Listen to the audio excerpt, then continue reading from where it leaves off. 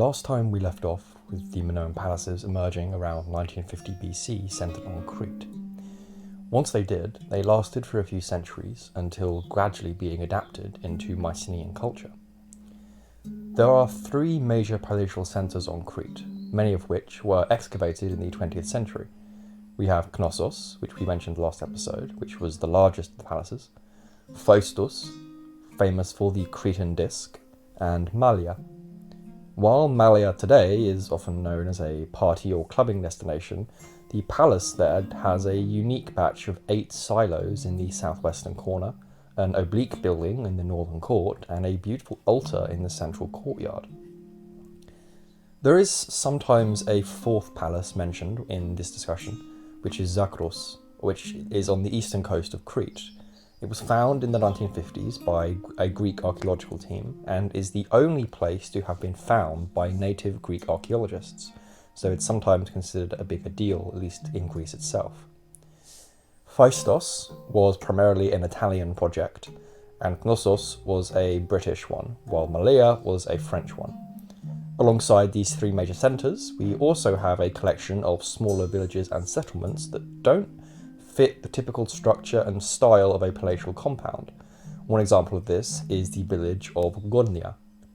Gornia was most likely built in the pre-palatial period as a substantial village, but as the time went on, it developed a structure that looks rather like a simplistic palace in one of the corners of the town. We're still not quite sure exactly what's going on here.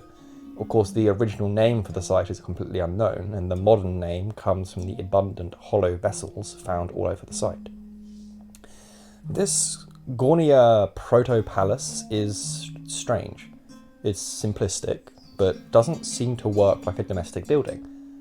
This kind of thing is actually typical of smaller settlements throughout Crete. They are not quite big enough to be major palatial centres, but they're definitely bigger than the average village. Alongside these, the primary archaeological sites and deposits come from a mixture of distinct country houses or compounds, tombs, sacred caves such as the Aegean, kamares and sikro, and the mountain sanctuaries such as Resinias, Katosime and Iuktas. It's worth addressing here some of the problems and challenges that we have with the evidence from Minoan culture. A huge amount of public understanding about the Minoans, including what we usually consider as its imagery, its art, and even its religious ideas, actually owes its origins to Sir Arthur Evans. Evans was a pioneering 19th, 20th century British archaeologist in the study of the Bronze Age Aegean. He is most famous for unearthing Knossos, and coining the distinction between the Minoan civilization and Mycenaean. He was also the first to define the Cretan scripts Linear A and Linear B for Mycenaeans, as well as the earlier Cretan hieroglyphs. Arthur Evans really pushed his vision in the interpretation of the Minoans, and even today it has become difficult to shake off and rethink. His ideas centred around an idealistic society that was close to nature, one that was largely peaceful, perhaps matriarchal, and having deities such as the famous snake goddesses. A lot of what people generally think of as Minoan in the popular imagination and the public is in fact part of his 20th century reconstruction. Let's take the snake goddess as an example, one of the famous examples of what we think is Minoan religion. Here is the reconstruction that has become synonymous with Minoan civilization nowadays. Here is what was actually excavated originally, before they attempted the reconstruction.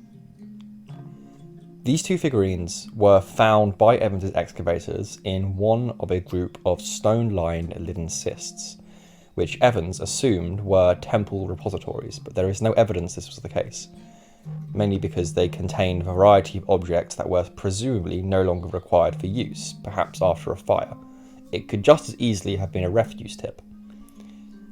As you can see, there is a lot of artistic liberty at play here.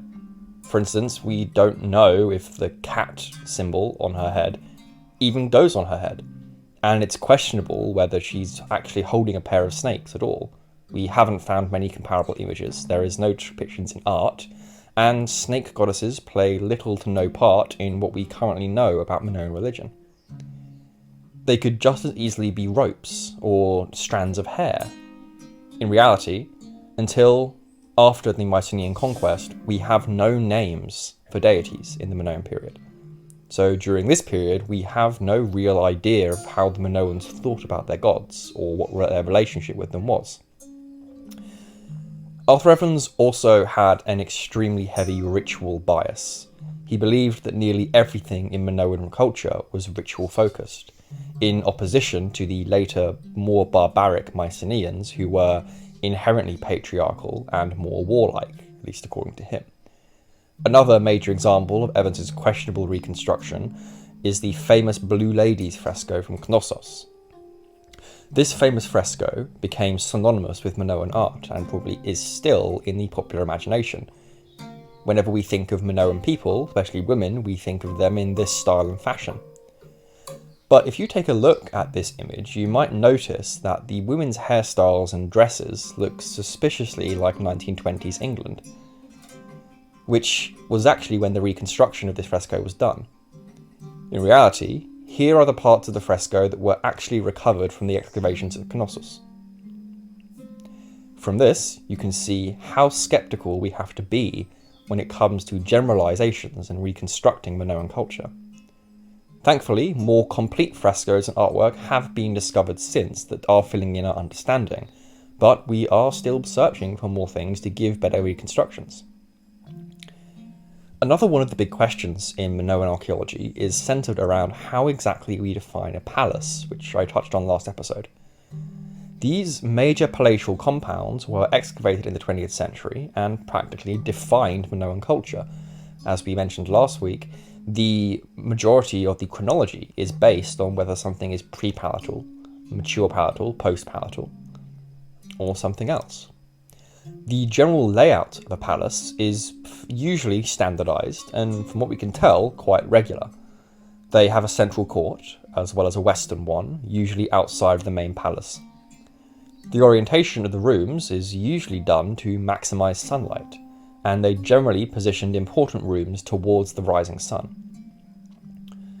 At palaces like Malia and Knossos, we have heavily ornamental facades, looking out onto the world around them. Interestingly, some of the rest of the compound is actually fairly poorly made, but the facades appear to have been of very high quality. Clearly, whoever is occupying those western courts is wanting to show off a sense of prestige and artistic specialization. The central court of most of the palaces, especially Knossos, seems to have been placed behind many winding corridors, affording limited access and shutting it off from the outside. Malia, however, has more direct access towards the south, which is more unique. Each of these winding corridors to the central chamber are heavily decorated with various frescoes, which show considerable detail. This tells us that not only was there an intended in and out group, but also that the insiders wanted to show off their considerable work. The palace at Knossos was a place of rich colour, not just white marble. In the early Minoan period, the walls and pavements were coated with a pale red paint, derived from red ochre. The wall fresco backgrounds are almost entirely red. In the middle Minoan period, the whites and blacks were added in, and then eventually blues, greens, and yellows. The pigments were all derived from natural materials, mostly things like ground hematite. The decorative motifs were generally bordered scenes: humans, mythological creatures, animals, rocks, vegetation, and an extensive amount of marine life, probably reflecting their reliance on sailing and maritime commerce.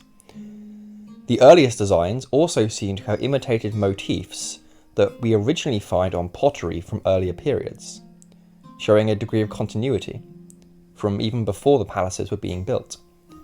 A large part of the palaces were, however, devoted to storage. With so many rooms, it was common in earlier archaeology to assume the palace belonged to a benevolent and sharing king or ruler. with hypotheses that taxes were collected from surrounding hinterlands and then stored up in central palaces, and then redistributed during bad harvest seasons. With recent data about the communities around the palace, however, like I mentioned last week, we know that there's not enough storage space to make this likely. Instead, it may be more likely that the palatial storage was for localized feasts. While taxes may still be coming in, the palace could be giving back to the community in other ways, perhaps by hosting communal events, or feasts, or religious festivals, and housing the resources acquired, and therefore giving back ceremonially to the community. Naturally, this raises more questions around who it is that remained in charge of this redistribution of resources, because the person, or people, don't seem to have heavily hierarchical power structures like we're seeing in Egypt and Mesopotamia at the same time. Other major areas of the palace are really unknown in purpose, but they're too small to be domestic, so they're more likely to be ritual in nature. Arthur Evans's King and Queen's Hall that we saw on the diagram are actually far too small to have been domestic, so they're not actually belonging to a king or a queen at all. They are probably far more likely to be ritual in nature. The palace at Knossos was actually multi-storied as well. Although we have very little about the second floor remaining, and we don't know very much about it, from what can be inferred, there likely would have been domestic rooms and bedrooms up there. But they don't seem to have been royal or elite rooms. They could be more ritualistic in nature, perhaps being used for feasting or hosting guests from other palaces. Either way, the level of social and political organisation here is clearly enormous, but we still don't understand who ruled or orchestrated and administered all of it. One thing I will say is that the ground plan that you're seeing here, which is fairly synonymous with Knossos, isn't actually as accurate as one might first believe.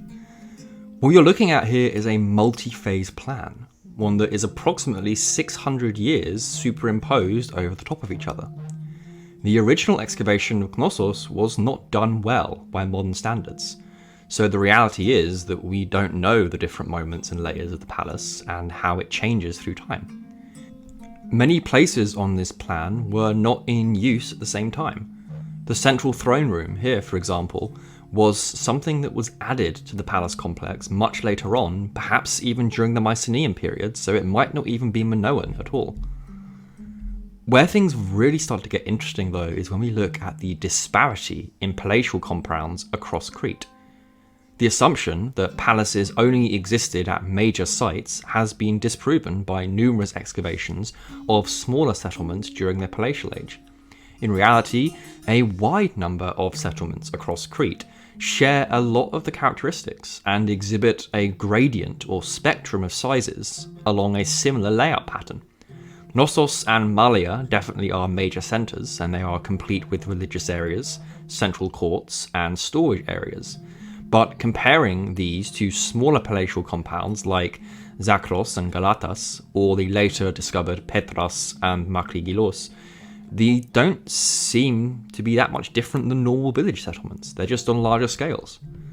What this is implying is either that the centralization of power around sites like Knossos is perhaps serving as a regional inspiration or model for smaller settlements to copy. The other thing that definitely marks difference or status or power is, of course, scale and complexity. Therefore, the nature and use of the larger palaces is really not that much different to what's happening on a local scale. This question of organisation on Crete, whether mediated from capital palaces that are taking local ideas and ritual practices and then pushing them to the extreme to make something new, or the other way around, that major palace centres are actually just big communal village centres, is still largely an unanswered question.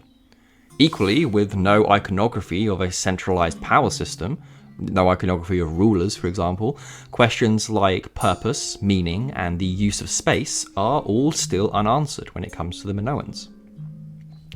As we move into the High Minoan period from around 1700 BCE onwards, we begin to see the development and spread of writing systems, predominantly Linear A. But there were actually several scripts on Crete, the earliest of which is the Aegean script, which looks mostly like pictograms, although their number and frequency suggests it was a syllabic script. This script was only described as a distinct stage in the development of Cretan hieroglyphic in the 1980s. Most of these seals contain a very repetitive formula that has become known as the Aegean formula, comprising the same 2 or 3 signs, but we still don't know what they mean.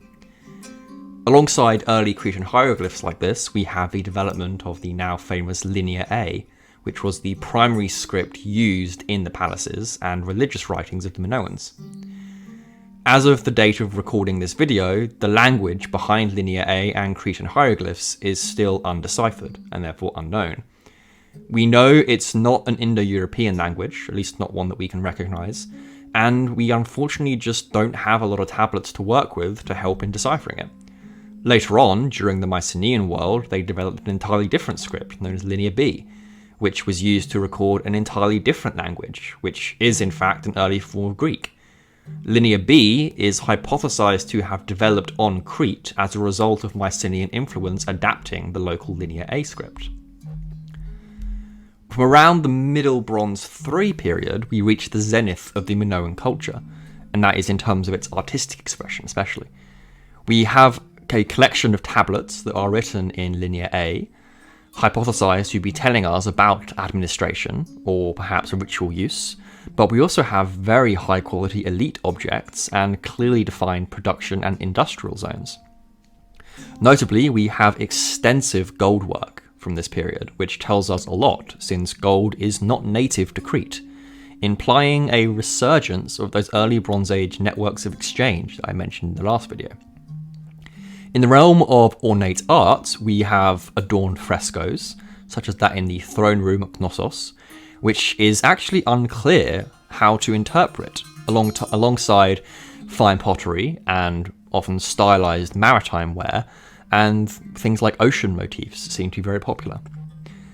It's really during this period that Minoan influence also expands hugely across the Aegean. During the Neo-Palatial or late Minoan period, there is an evident push by the Minoan culture to get all around Greece. We see evidence of Minoan imports in tombs at Mycenae, which I'll cover in the next episode, along with Cyclades influenced sites. We even see Minoan influence as far as Egypt and Anatolia as well.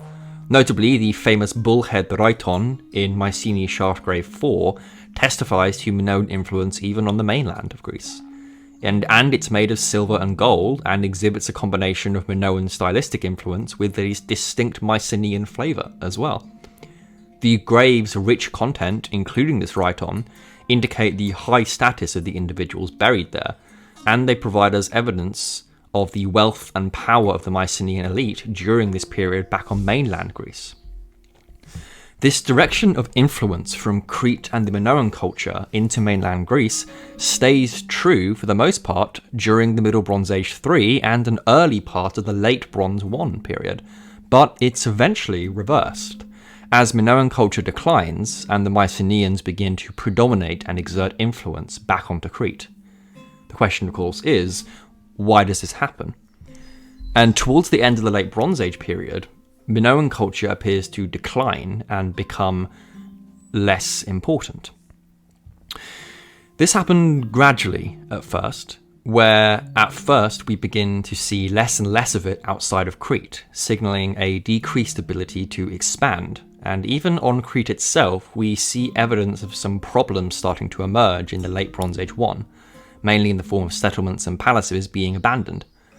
One prominent theory as to why this drastic change happened is that it was brought about by the eruption of Thera, or more specifically Caldera.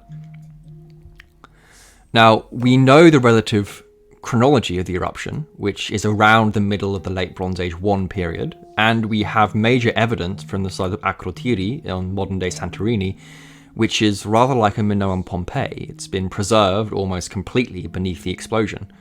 Beautifully, we also have some rather haunting frescoes from Akrotiri as well. The timing of the Thera eruption is a bit of a debate though. We know the relative chronology, but often struggle with the absolute chronology. based on textual evidence from Egypt and the Levant, because it also affected them very clearly, we find mention of events that may be describing the experience around the mid-1500s BCE. But based on a mixture of radiocarbon, dendrochronological, and ice core dating, some research has tentatively secured a date of around 1615 BCE for the eruption. Remarkably, however, the Thera eruption, as I mentioned last episode, doesn't seem to have wiped out the Minoans. Even after its supposed date, we have about another generation of 80 to 100 years of continued Minoan evidence. This period is known as the sub-Minoan cultural phase, and has things actually going fairly well, and other areas are in steep decline. So it's not a uniform experience. For instance, this octopus flask from Palicastro is dated to around 1500 BCE and is clearly an artisanal piece that testifies to surviving, clearly very skilled Minoan artists. On a more domestic level, however, we are seeing the destruction of sites, along with frequent abandonment and possible evidence of fighting. While the Thera eruption was major, it didn't wipe out Minoan culture, but it did severely impact life on Crete for enough years for it to decline over generations, giving space for the new rising power of the Mycenaeans to take precedence. One of the most likely causes of this decline was, of course, the ash from the eruption, perhaps as much as up to 20 centimeters in some areas around Thera, creating a kind of nuclear winter for the people on Crete that lasted probably for about a generation. And this created a distortion in terms of agricultural production from which the centralized Minoan sites never fully recovered. Thank you so much for watching, and we will begin with the Mycenaeans next time. Don't forget to like, share, and subscribe.